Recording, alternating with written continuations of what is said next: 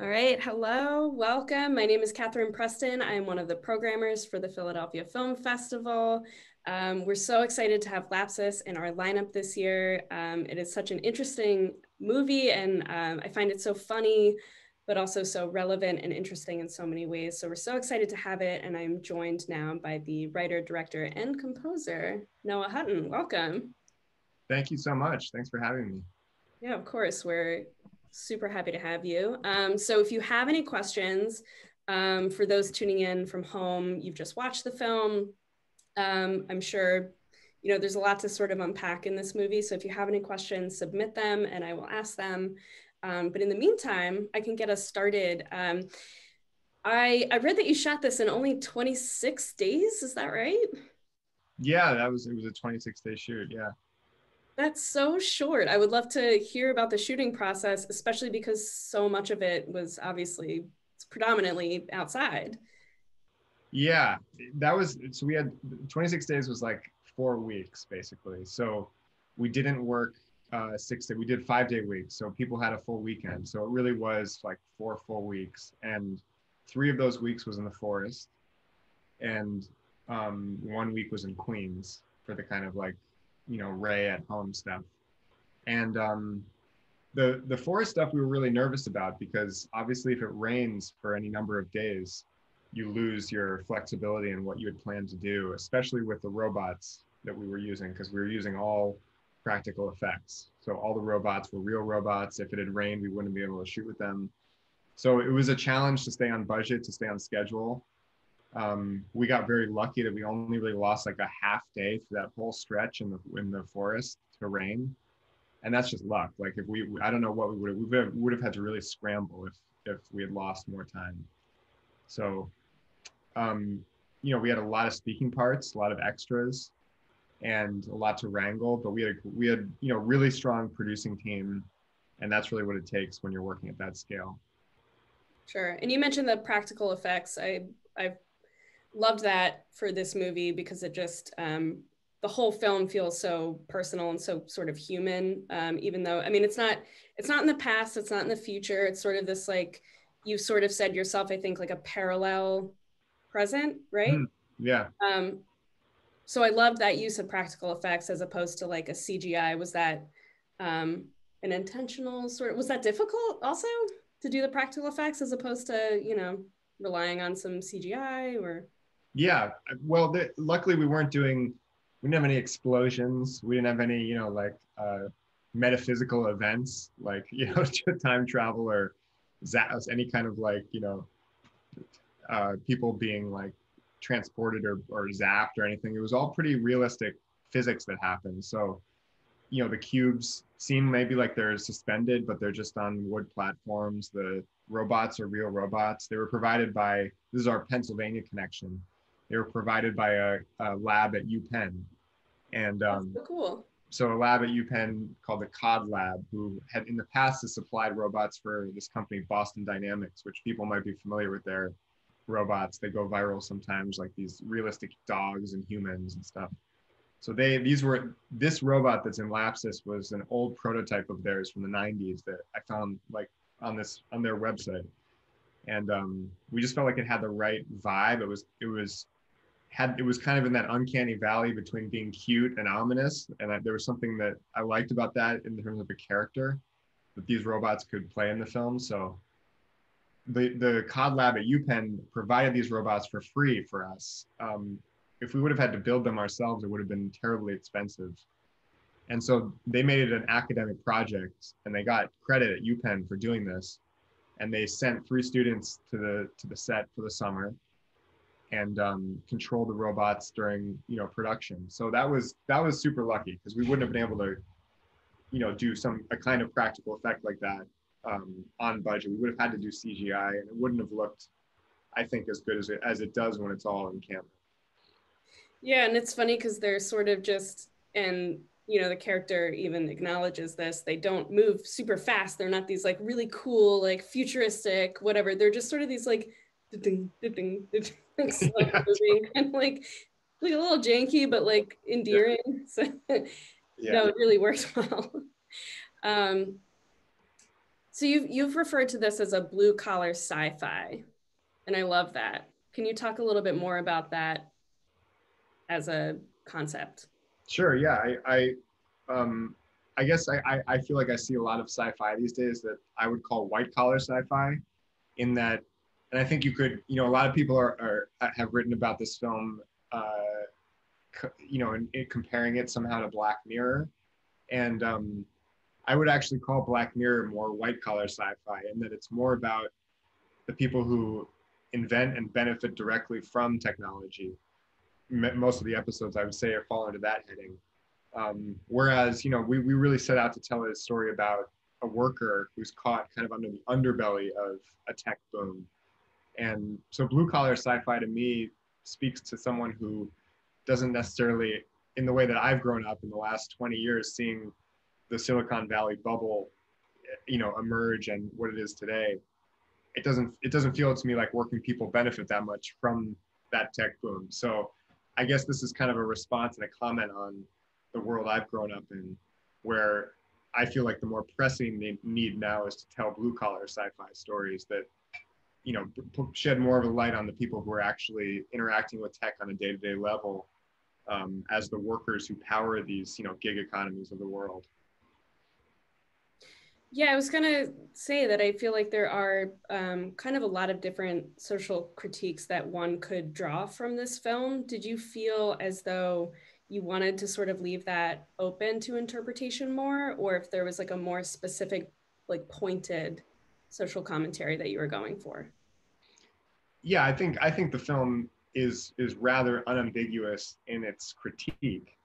I don't think it necessarily leaves much room that there could be like, a good gig economy. However, I would say, at least in the world of the film, I would say that if the people in Lapsis are successful in their like eventual action that they take in the film, and certainly in our world today, if something like Prop 22, which is being considered in California, is denied as it should be, but we'll see on election day, then there could be a way in which the gig economy could work for more people, could offer basic protections. Uber drivers could have insurance for their cars, could be given time to go pee instead of having to like download an app to find places to pee near them. So like all these things are terrible dehumanizing effects of the gig economy today.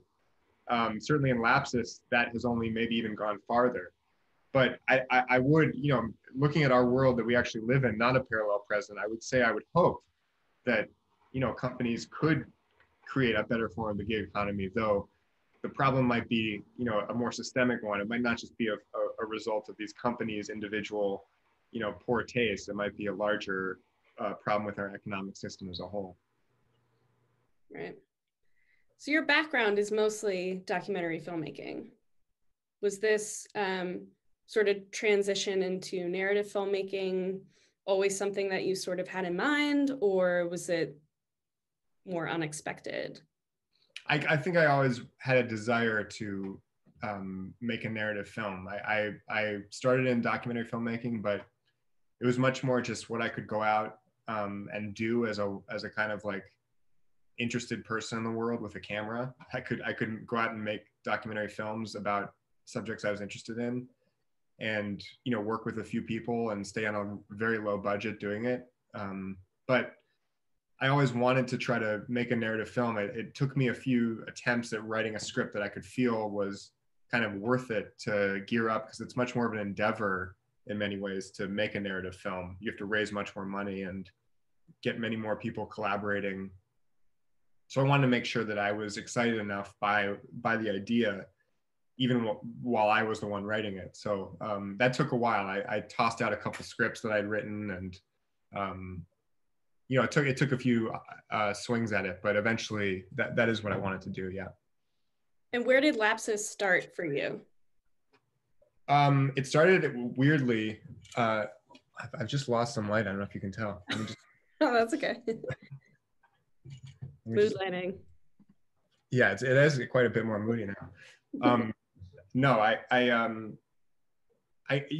where did it start? It's kind of like, it's kind of mysterious always. It starts in lots of different places, but It started really with an essay by this artist and academic named Patricia Reed, and it's kind of a weird place, I guess, for a film idea to start. But it was an academic essay about how much of the world right now, the economic world at least, is just a real absurdist fiction. And so I found that to be a very compelling idea. That, for example, in the essay she talks about in 2008, the economic crisis, the Great Recession. It really laid bare how if you poke out sort of like one piece of the system, if one piece of the Jenga tower falls out, the whole tower can fall down in an instant, because much of this economic system we're in, with high-speed trading and, you know, derivatives and mortgage swaps and all this stuff, it's really absurd fiction and sort of abstract. And so I thought, why not create a fictional world that comments on that. And so if you think about the world of Lapsis in a way, the kind of like labor that they're doing with these metal cubes in the forest and cabling as labor, it is sort of like a satirical look at that kind of absurdism that I feel is latent in our world today. Absolutely, yeah. I would love to also hear about the casting process, because Dean, to my knowledge, doesn't really have a lot of background in acting. Is that right? He doesn't. He was in one short film, and I saw him at a reading. But he's been a friend of mine in New York City. I haven't ever seen him in a film before this, really. And so it was a kind of I just had a feeling that he was like right for this, and I wrote the part really for him. But it was actually a huge gamble in many ways. It never felt like it never felt like that, because I just knew that he was right. He was the character, you know.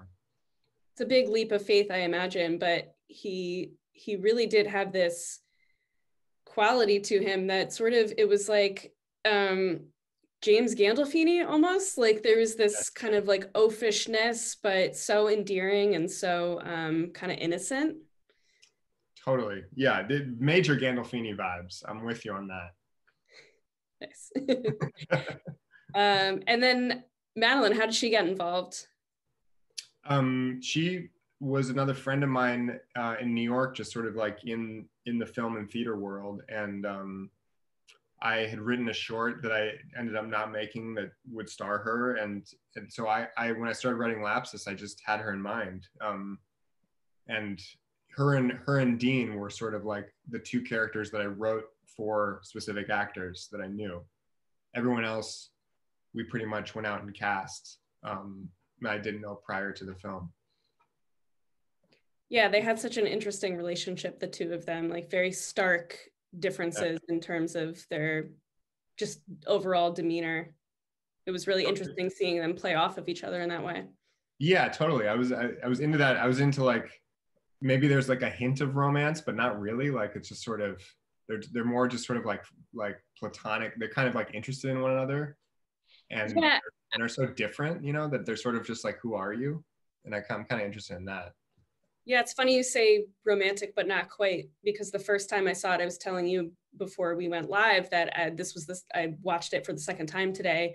The first time when I saw it, I was like, oh, there's like a romance budding here. But this time, of course, I knew it was going to happen, but I didn't get that vibe as much the second time around. It was, like you were saying, very much they're interested in each other, but not in that necessarily romantic way. Yeah, totally. And that was how they were on set. Like I brought them together. They didn't know each other before the film, and they were just sort of like kind of like curious about one another, you know, and from feeling like they're from very different worlds almost. And I feel like politically too, the way that what they were, you know, tasked with representing in the film as characters, they really represent, I think, two different strains of like people we find in society today.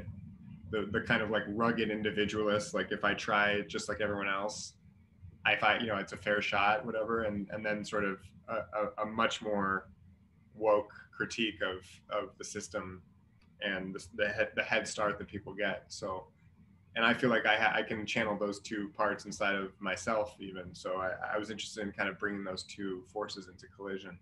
Yeah, I love that moment when she is challenging him on his sort of naive comprehension of what's going on, and him saying, I started the same, just like you did, just like anybody did. And she challenges that, being like, well, what are you talking about? You clearly have a huge advantage. How do you sit with that? Yeah, exactly. Yeah. Yeah. Yeah. Yeah, I love that moment. So I'd also love to hear about the score. I mean, you do all your own scores, is that right?